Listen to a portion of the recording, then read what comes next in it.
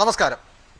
കോഴ ചോദിക്കുന്നതിനിടെ ഒളിക്യാമറയിൽ കുടുങ്ങിയ കോഴിക്കോട്ടെ UDF സ്ഥാനാർത്ഥി MK രാഘവനെതിരെ പോലീസ് അന്വേഷണവും ആരംഭിച്ചതോടെ UDF ശരിക്കും വെട്ടിൽ വീണ അവസ്ഥയിലാണ്. ദൃശ്യങ്ങൾ ശരിയെന്ന് തെളിഞ്ഞാൽ MP പദവി മുൻകാല പ്രാബല്യത്തോടെ റദ്ദാക്കപ്പെടും. ഇതോടെ കനൽ കോരിയിടപ്പെട്ടിരിക്കുന്നത് UDF പ്രവർത്തകരുടെ മനസ്സുകളിലാണ്. MK രാഘവന്റെ സ്ഥാനാർത്ഥിത്വം പിൻവലിക്കണമെന്ന് LDF ഔദ്യോഗികമായി ആവശ്യപ്പെട്ടിരിക്കുന്നു.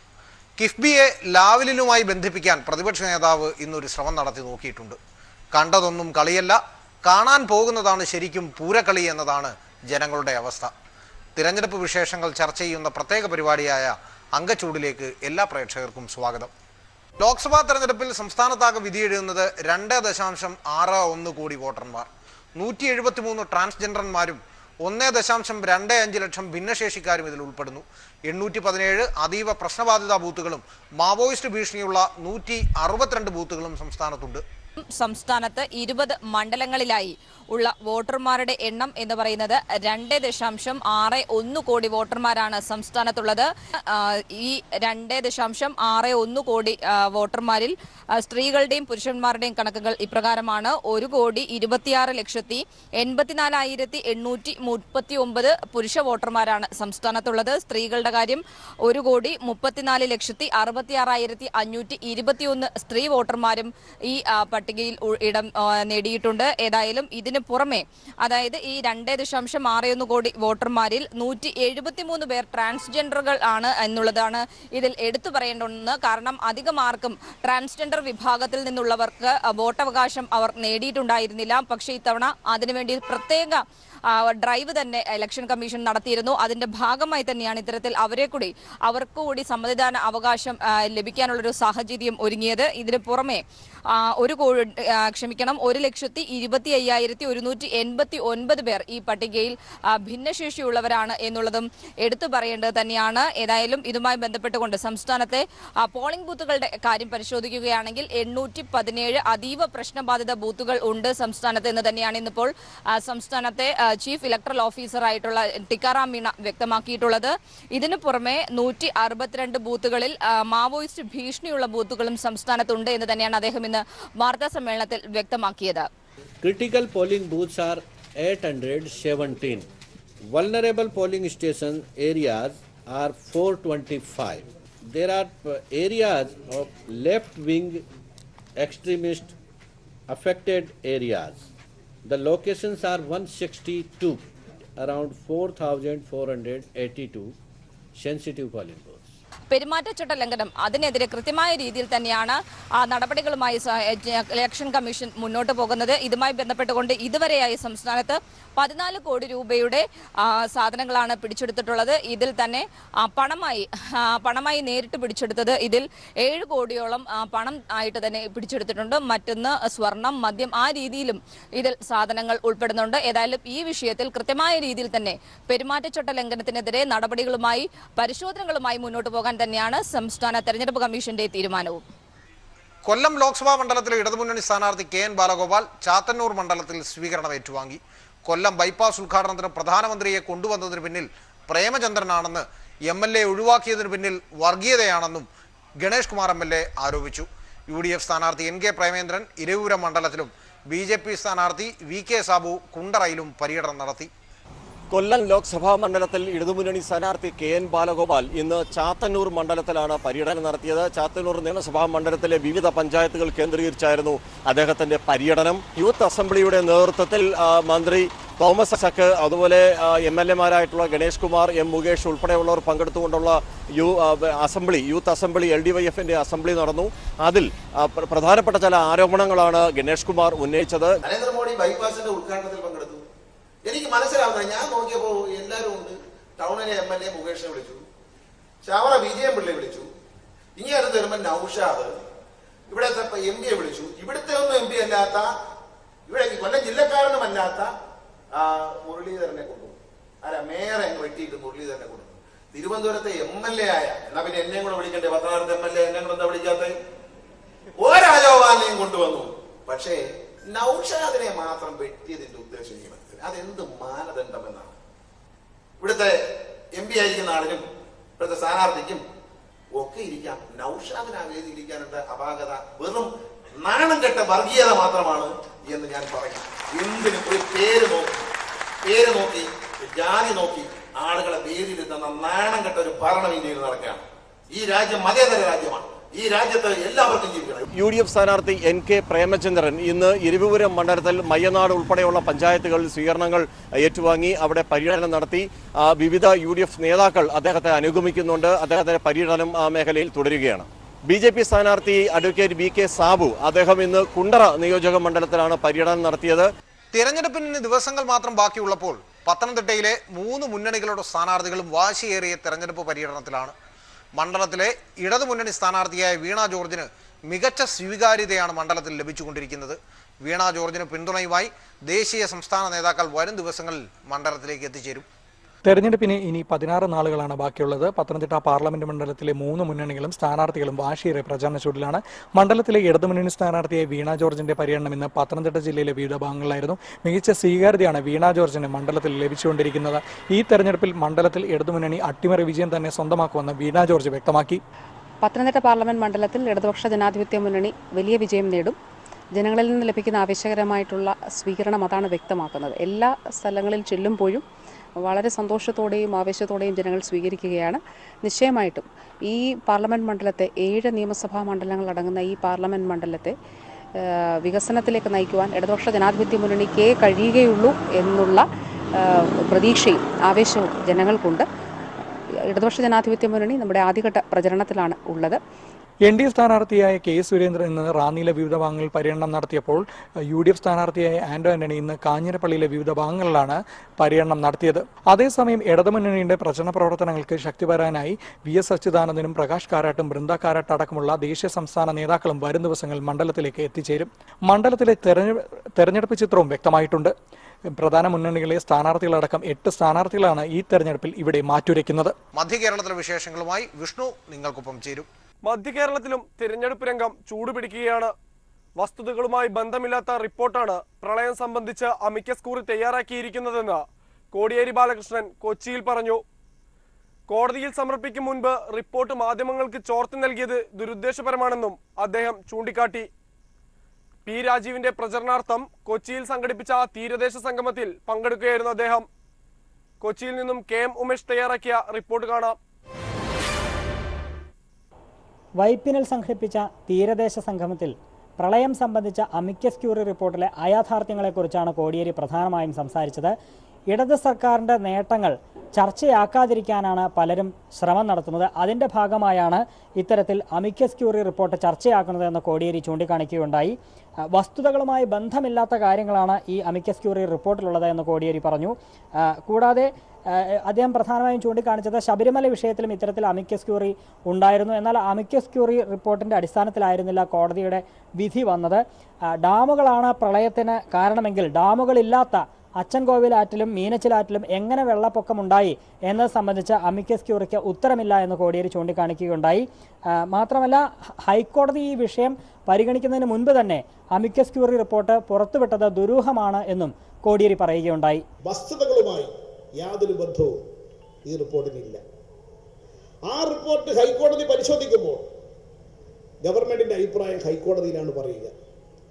എന്നിട്ട് ഹൈക്കോടതി ഇത് സംബന്ധിച്ച് അന്തിമമായി പറയുന്നതിന് മുമ്പ് ഹൈക്കോടതിയുടെ തീരുമാനമാണെന്നുള്ള നിലയിൽ ഈ റിപ്പോർട്ട് ചർച്ചാ വിഷയമാക്കുന്നത് രാഷ്ട്രീയ ഉദ്ദേശത്തോടു കൂടിയാണ്. തീരദേശ മേഖലയ്ക്കായി ഇടത് സർക്കാർ 2000 കോടി രൂപയാണ് അനുവദിച്ചത് എന്ന് കോടിയേരി ചൂണ്ടിക്കാണിച്ചു. 2021 മുഴുവൻ തൊഴിലാളികൾക്കും വീട് നിർമ്മിച്ചു കൊടുക്കും എന്നും അദ്ദേഹം പറയുകയുണ്ടായി. ഭവനരഹിതരില്ലാത്ത തീരദേശമാണ് ഇടത് സർക്കാർ ലക്ഷ്യമിടുന്നത് എന്നും തീരദേശ സംഗമത്തിന്റെ ഉദ്ഘാടനം നിർവഹിച്ചുകൊണ്ട് കോടിയേരി പറയുകയുണ്ടായി. ആയിരങ്ങൾ പങ്കെടുത്ത ഈ തീരദേശ സംഗമത്തിൽ S ശർമ്മ MLA ആയിരുന്നു അധ്യക്ഷനായിരുന്നത്. വിവിധ ഘടകകക്ഷി നേതാക്കളും ഈ സംഗമത്തിൽ പങ്കെടുക്കുകയുണ്ടായി. ആലപ്പുഴ ജില്ലയിലെ ഇടതുപക്ഷ സ്ഥാനാർത്ഥിയുടെ പ്രചരണത്തിന് ഇന്ന് ആവേശം പകർന്നത് മുഖ്യമന്ത്രി പിണറായി വിജയനായിരുന്നു. ജില്ലയുടെ വിവിധ ഭാഗങ്ങളിൽ നടന്ന പ്രചരണ പരിപാടികളിൽ കാനം രാജേന്ദ്രനും മുഖ്യമന്ത്രി പിണറായി വിജയനും പങ്കെടുത്തു. ആലപ്പുഴയിൽ നിന്നും ഷാജഹാൻ തയ്യാറാക്കിയ റിപ്പോർട്ട് കാണാം. തെരഞ്ഞെടുപ്പ് രംഗം ചൂടുപിടിച്ചതോടുകൂടി CPM-ന്റെയും അതോടൊപ്പം തന്നെ UDF-ന്റെയും ഒക്കെ തന്നെ ദേശീയ സംസ്ഥാന നേതാക്കളൊക്കെ തന്നെ തെരഞ്ഞെടുപ്പ് പ്രചരണത്തിന്റെ ഭാഗമായിട്ട് ആലപ്പുഴയിലും എത്തിത്തുടങ്ങി. ഇന്ന് മുഖ്യമന്ത്രി പിണറായി വിജയനും അതോടൊപ്പം തന്നെ കാനം രാജേന്ദ്രനും ഒക്കെ തന്നെ ആലപ്പുഴ ജില്ലയുടെ വിവിധ പ്രദേശങ്ങളിൽ തങ്ങളുടെ സ്ഥാനാർത്ഥികളുടെ പ്രചരണത്തിന്റെ ഭാഗമായിട്ട് എത്തിയിരുന്നു. ആലപ്പുഴയിൽ AM ആരിഫിന്റെ പ്രചരണത്തിനായിട്ടാണ് മുഖ്യമന്ത്രി പിണറായി വിജയൻ ആലപ്പുഴയിലെ വിവിധ കേന്ദ്രങ്ങളിൽ ജനങ്ങളുമായിട്ട് തന്റെ കാര്യങ്ങൾ വിശദീകരിച്ചത്. പ്രധാനമായിട്ടും ഇപ്പോൾ അമിക്കസ് ക്യൂറി എന്ന് പറഞ്ഞിട്ട് ഒരു റിപ്പോർട്ട് പുറത്തു വന്നിട്ടുണ്ട്. നേരത്തെ തന്നെ ഇത് നിയമസഭയിലും അതോടൊപ്പം തന്നെ പൊതുജനങ്ങൾക്ക് മുൻപിലും ഇത്തരം കാര്യങ്ങളെക്കുറിച്ചൊക്കെ വ്യക്തമാക്കിയതാണ്.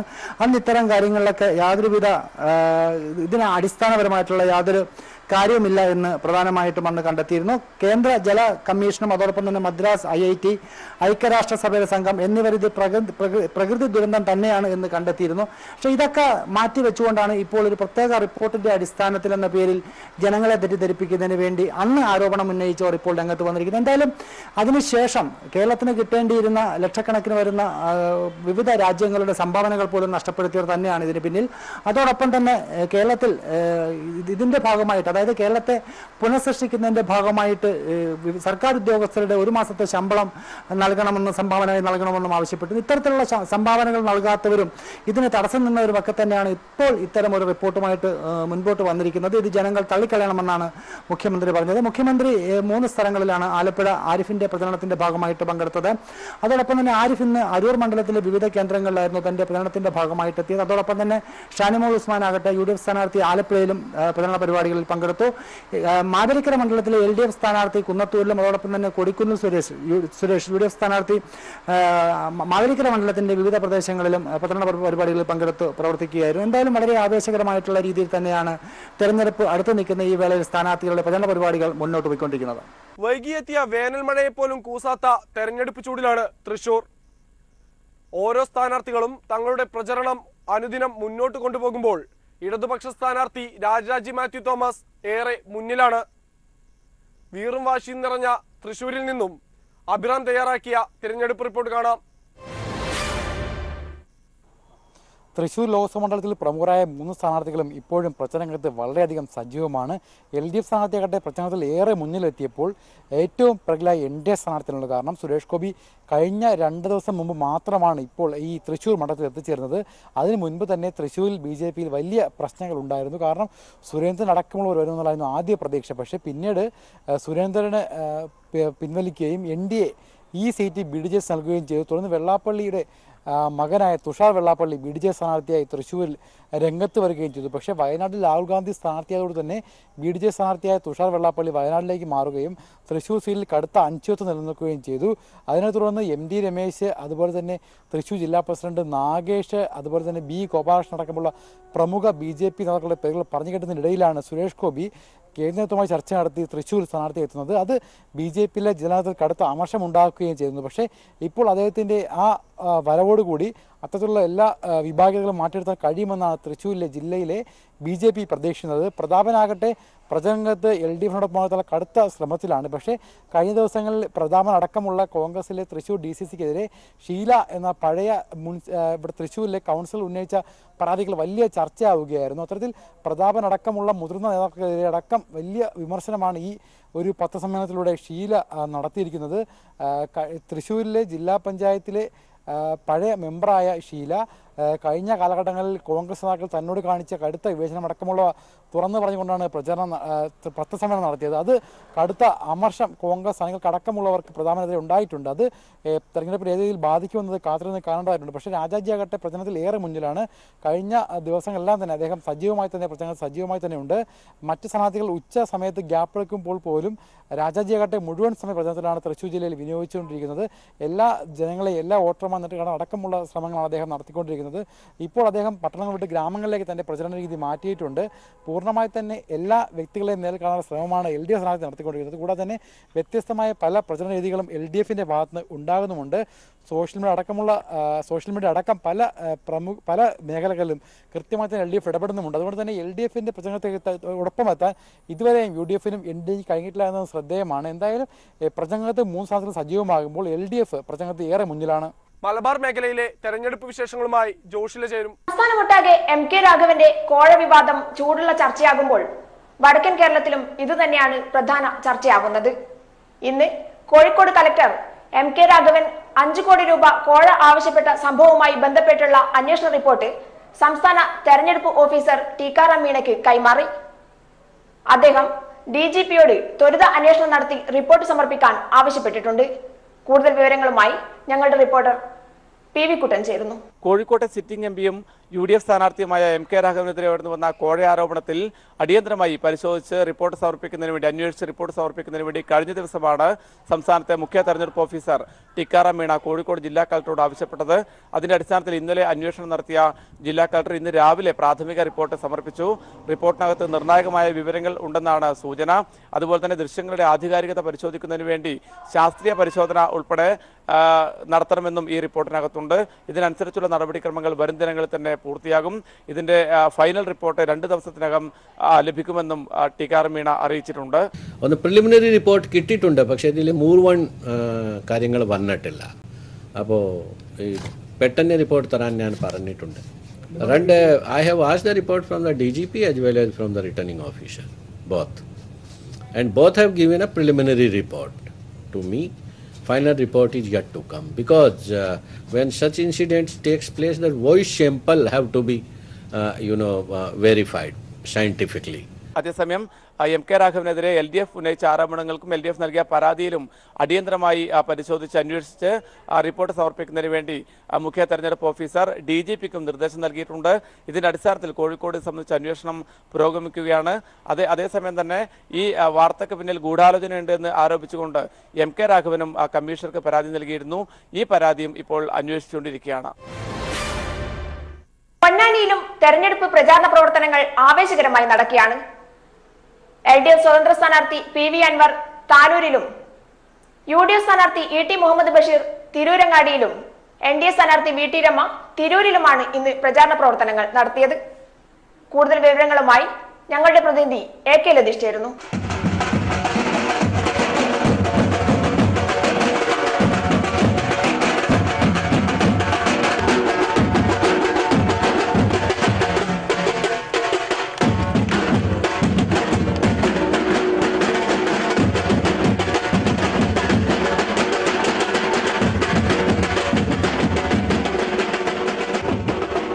പൊന്നാനിയിൽ കൊണ്ടുപിടിച്ച പ്രചരണത്തിലാണ് ഇടത് വലത് മുന്നണികൾ. കൊടും ചൂടിനെ പോലും അവഗണിച്ച് പരമാവധി വോട്ടർമാരെ നേരിൽ കാണാനുള്ള ശ്രമത്തിലാണ് സ്ഥാനാർത്ഥികൾ. LDF സ്വതന്ത്ര സ്ഥാനാർത്ഥി PV അൻവർ ഇന്ന് താനൂർ അസംബ്ലി മണ്ഡലത്തിലാണ് വോട്ടർമാരെ കണ്ടത്. കൃത്യമായ സ്വീകരണമാണ് താനൂരിന്റെ കടലോര മേഖലയിലടക്കം PV അൻവറിന് ലഭിച്ചത്. അഞ്ചുടിയിലെ മുസ്ലിം ലീഗ് പ്രവർത്തകർ ആക്രമിച്ച KP ഷംസുവിനെയും അൻവർ വീട്ടിലെത്തി സന്ദർശിക്കുകയുണ്ടായി. ആവേശകരമായ കൃത്യമായ വരവേൽപ്പാണ് എല്ലായിടങ്ങളിലും PV അൻവറിന് ഇന്നും ലഭിച്ചത്. പ്രചരണത്തിന്റെ ആവേശം നിങ്ങളെ നേരിൽ കാണുന്നുണ്ടല്ലോ. നല്ല ആവേശത്തിൽ മുന്നോട്ട് പോയിക്കൊണ്ടിരിക്കുകയാണ്. അടിസ്ഥാനപരമായ ചർച്ച വികസനം തന്നെയാണ്. പിന്നെ ഇവിടെ ഇവർ നടത്തിക്കൊണ്ടിരിക്കുന്ന ലീഗ് നടത്തിക്കൊണ്ടിരിക്കുന്ന വർഗീയതയും, ഈ 2 കാര്യമാണ് ഈ പാർലമെന്റ് മണ്ഡലത്തിലെ ചർച്ച. LDF പ്രചരണത്തിനായി CPIM പൊളിറ്റ് ബ്യൂറോ അംഗം S രാമേന്ദ്രൻപിള്ളയും ഇന്ന് പൊന്നാനിയിൽ എത്തിയിരുന്നു.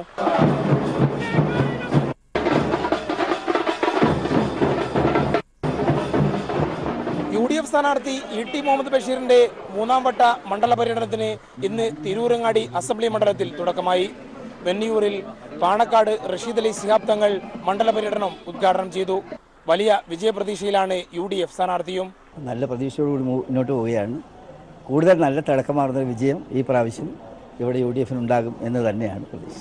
ഓരോ പ്രദേശത്തും ഞങ്ങൾ ചെയ്തിട്ടുള്ള ധാരാളം വികസന പ്രവർത്തനങ്ങളുണ്ട്. മാത്രമല്ല ഞങ്ങൾ ഇതെല്ലാം തന്നെ ഞങ്ങൾ പബ്ലിഷ് ചെയ്യുന്നു. പൊന്നാനിയിലെ NDA സ്ഥാനാർത്ഥി VT രമയും പ്രചരണ രംഗത്ത് സജീവമാണ്. തിരൂരിലെ തിരുനാവായിൽ നിന്നാണ് ഇന്നത്തെ അവരുടെ പ്രചരണം ആരംഭിച്ചത്. ആലത്തൂർ മണ്ഡലത്തിൽ ഇടതുമുന്നണിയുടെ തെരഞ്ഞെടുപ്പ് റാലികൾ മുഖ്യമന്ത്രി പിണറായി വിജയൻ നാളെ ഉദ്ഘാടനം ചെയ്യും. ഇടതുമുന്നണി സ്ഥാനാർത്ഥി PK ബിജു ആലത്തൂർ മണ്ഡലത്തിൽ 3ാം ഘട്ട ബൂത്ത് തല പര്യടനത്തിലാണ്. UDF സ്ഥാനാർത്ഥിയും NDA സ്ഥാനാർത്ഥിയും ബൂത്ത് തല പര്യടനങ്ങളിലാണിപ്പോൾ. മണ്ഡലത്തിൽ നിന്നും സിജു തയ്യാറാക്കിയ റിപ്പോർട്ടിലേക്ക്. തിരഞ്ഞെടുപ്പ് പ്രചാരണത്തിന് ഇനി 2 ആഴ്ച മാത്രം അവശേഷിക്കുമ്പോൾ ആലത്തൂർ മണ്ഡലത്തിൽ 3 മുന്നണികളും തിരഞ്ഞെടുപ്പ് പ്രചാരണ രംഗത്ത് സജീവമാണ്. ഇടതുമുന്നണി പ്രചാരണത്തിന്റെ അടുത്ത ഘട്ടത്തിലേക്ക് നാളെ കടക്കും. തിരഞ്ഞെടുപ്പ് റാലികൾക്ക് തുടക്കമാവും. നാളെ ചിറ്റൂരിലാണ് ആദ്യ തിരഞ്ഞെടുപ്പ് റാലി. മുഖ്യമന്ത്രി പിണറായി വിജയനാണ് തിരഞ്ഞെടുപ്പ് റാലികൾക്ക് തുടക്കം കുറിക്കുന്നത്. അതിനുശേഷം വടക്കാഞ്ചേരിയിലും ചേലക്കരയിലും നടക്കുന്ന തിരഞ്ഞെടുപ്പ് റാലികൾ മുഖ്യമന്ത്രി പിണറായി വിജയൻ ഉദ്ഘാടനം ചെയ്യും. തൊട്ടടുത്ത ദിവസങ്ങളിൽ ഇടതുമുന്നണിയുടെ സമുന്നതരായ നേതാക്കൾ പ്രചാരണ പരിപാടികളുമായി മണ്ഡലത്തിൽ വിവിധ കേന്ദ്രങ്ങളിൽ റാലികൾ പങ്കെടുക്കും. അതേസമയം തന്നെ ഇടതുമുന്നണി സ്ഥാനാർത്ഥി PK ബിജുവിന്റെ മണ്ഡല പര്യടനം രണ്ടാം ഘട്ട മണ്ഡല പര്യടനം പൂർത്തിയാക്കി കഴിഞ്ഞു. ഇനി മൂന്നാം ഘട്ട മണ്ഡല പര്യടനമാണ് ബാക്കിയുള്ളത്. ഈ 2 ഘട്ടങ്ങളിലായി മണ്ഡലത്തിലെ വിവിധ മേഖലകളിലെത്തി ഓരോ ബൂത്തുകളിലും എത്തി വോട്ടർമാരെ നേരിട്ട് വോട്ട് ഉറപ്പിക്കുകയായിരുന്നു. അടുത്ത ഘട്ടത്തിന് നാളെ തുടക്കമാകും. ഇന്ന് രണ്ടാം ഘട്ട പര്യടനം അവസാനിക്കുമ്പോൾ രാവിലെ പയ്യക്കുണ്ട് നിന്നായിരുന്നു സ്വീകരണം ആരംഭിച്ചത്. തുടർന്ന് മേപ്പാറയിൽ സ്വീകരണ പരിപാടികൾ സമാപിച്ചു. തരൂർ മണ്ഡലത്തിലായിരുന്നു ഇന്ന് പ്രചാരണ പരിപാടികൾ നടന്നത്. 49 കേന്ദ്രങ്ങളിലാണ് ഇന്ന് സ്ഥാനാർത്ഥിക്ക് സ്വീകരണം നൽകിയത്. നാളെ മൂന്നാം ഘട്ട പ്രചാരണം തരൂർ മണ്ഡലത്തിൽ നിന്ന് ആരംഭിക്കും. വിവിധ മേഖലകളിലുള്ള ബൂത്തുകളിൽ ഒരുക്കുന്ന സ്വീകരണ കേന്ദ്രങ്ങളിൽ ഇടതുമുന്നണി സ്ഥാനാർത്ഥി PK ബിജു സംസാരിക്കും. ആദ്യ ഘട്ടം മുതലുള്ള പ്രചാരണ രംഗത്തുള്ള മേൽക്കൈ നിലനിർത്തിക്കൊണ്ട് തന്നെയാണ് ഇടതുമുന്നണി മുന്നോട്ട് പോകുന്നത്. അതേസമയം തന്നെ UDFും NDAയും ബൂത്തുതല പര്യടനം ആരംഭിച്ചിട്ടുണ്ട്. UDF സ്ഥാനാർത്ഥി രമ്യ ഹരിദാസ് ഇന്ന് നെന്മാറ മണ്ഡലത്തിലാണ് ബൂത്തുതല പര്യടനത്തിൽ പങ്കെടുത്തത്. കൊല്ലങ്കോട്, കൊടുവായൂർ, പുതുനഗരം, വടവന്നൂർ, മുതലമട തുടങ്ങിയ സ്ഥലങ്ങളിലാണ് ഇന്ന് പ്രധാനമായും രമ്യ ഹരിദാസ് പ്രചാരണ പരിപാടികളുമായി മുന്നോട്ട് പോയത്. NDA സ്ഥാനാർത്ഥി TV ബാബു ചേലക്കര മണ്ഡലത്തിൽ നിന്നാണ് പ്രചാരണം ആരംഭിച്ചത്. ഏതാണ്ട് 40ഓളം കേന്ദ്രങ്ങളിൽ ഇന്ന് TV ബാബു പ്രചാരണ പരിപാടികളുമായി മുന്നോട്ട് പോയി. രാവിലെ പാമ്പാടിയിൽ നിന്നാണ് പ്രചാരണ പരിപാടികൾക്ക് തുടക്കം കുറിച്ചത്. LDFന് പിന്നാലെ UDFന്റെയും NDAയുടെയും തിരഞ്ഞെടുപ്പ് റാലികൾ അടുത്തയാഴ്ച തന്നെ തുടക്കം കുറിക്കും. പ്രധാനപ്പെട്ട നേതാക്കൾ കൂടി രംഗത്തെത്തുന്നതോടുകൂടി വലിയ രാഷ്ട്രീയ പ്രചാരണം തന്നെ ഈ തെരഞ്ഞെടുപ്പ് രംഗത്തുണ്ടാകും. ഇതോടുകൂടി തെരഞ്ഞെടുപ്പ് പ്രചാരണ രംഗം കൂടുതൽ സജീവമാകും. അങ്കച്ചൂടിന്റെ ഇന്നത്തെ ഭാഗം ഇവിടെ അവസാനിക്കുന്നു. കൂടുതൽ തെരഞ്ഞെടുപ്പ് വാർത്തകളുമായി നാളെ ഇതേ സമയം കാണാം. നന്ദി, നമസ്കാരം.